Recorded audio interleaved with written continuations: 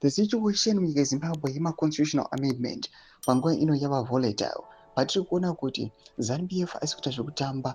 ZANU-PF, we all know that it is the government. Panguva ino, so if you mention ZANU-PF, you also mean the government. Panguva ino, toona kuti nhau yayo yekuemenda the constitution yakutsviridza.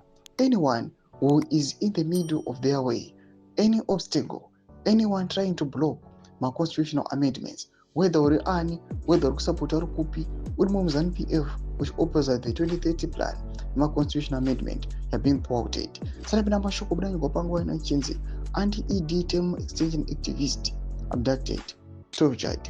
Don't subscribe or like on the bell icon. Tichipinda panguva ino munews days zvamuri kuona vanoburitsa this headline wabuda nyora achiti member of the Constitution Defenders, a forum CDF, which is opposed to President Emmerson Mnangagwa tenure extension through a constitutional amendment, was abducted on Tuesday night and severely tortured before being dumped in police cells.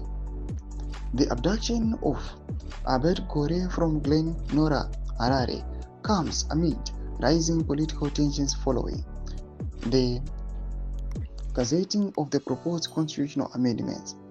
The proposed amendments were first tabled during a cabinet meeting last week before the Speaker of the National Assembly, Jacob Mudenda, gazetted them.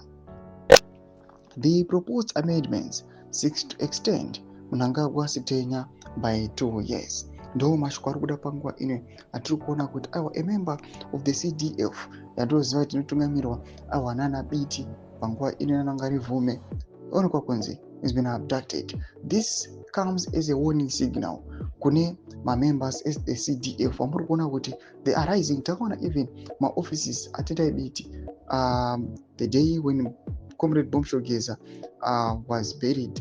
Toona kuti mapurisa akauya akatenderedza akauya akakomba maofisi abiti. Zvinonzi kuonekwa panguva ino kuti aringori ma-warning signals ari kungopiwa anyone anoda kuoposa ma-constitutional amendments. Pina comment section medu budza mafungiro enyu matoli pamusoro pechitiko ichi. Pina comment section medu, subscribe or like cheta bell icon.